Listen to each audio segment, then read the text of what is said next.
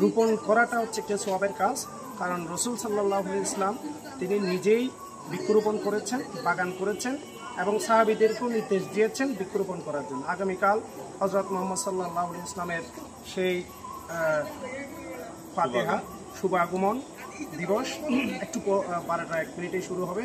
আমি রাসূল সাল্লাল্লাহু আলাইহি ওয়াসাল্লামকে যে আদর্শ চরিত্র উনি পুরো পৃথিবীতে এস্টাবলিশ করেছেন, আমরা মুসলিম হিসেবে নয়, শুধু পুরো মানব জাতির জন্য উনি রহমত হিসেবে এসেছেন। উনিই বলেছেন তোমরা বেশি করে বৃক্ষরোপণ করো। সাহাবীদেরকেও বাগান করতে পরামর্শ দিতেন, ফলাদি রোপণ করার জন্য পরামর্শ দিতেন, কারণ কয়েকটা হাদিসের মধ্যে এসেছে তোমরা যদি বৃক্ষরোপণ করো ওই বৃক্ষ থেকে যারা ছায়া পাবে, বৃক্ষ থেকে যারা ফল খাবে, যে ফল পশু পাখি মানুষ যারাই খাক না কেন ওইটা যারা রোপণ করবে তাদের জন্য সদকা হিসেবে কাজ করবে।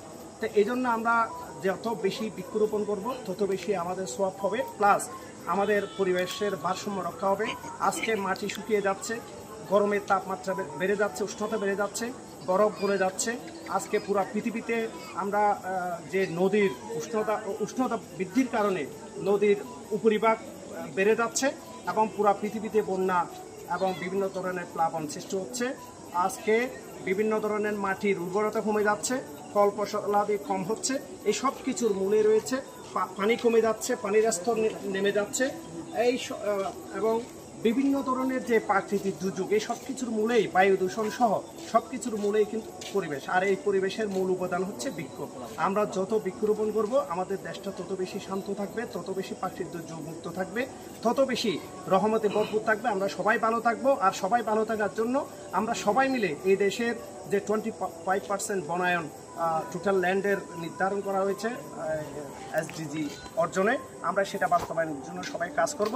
আমরা আশা করব এই বৃক্ষরোপণ কর্মসূচির যে ধারাবাহিক কর্মসূচি, এর সাথে সকল সামাজিক এবং রাজনৈতিক সকল দেশের সকল মানুষ যদি বৃক্ষরোপণ কর্মসূচি সম্পৃক্ত হয়, আমাদের দেশটা সুন্দর এবং একটা পরিবেশ বান্ধব দেশে পরিণত হবে, যেই পরিবেশের কারণে আমাদের সকলেই সুন্দরভাবে জীবনযাপন করতে পারবে, মানুষের জন্য কল্যাণ বয়ে আনবে। আমি সকলকে ধন্যবাদ জানাচ্ছি। যাত্রী কল্যাণের পরিষদের সম্মানিত সেক্রেটারি আবু সাইদ তালুকদার উপর স্পেশাল ধন্যবাদ ওনাকে।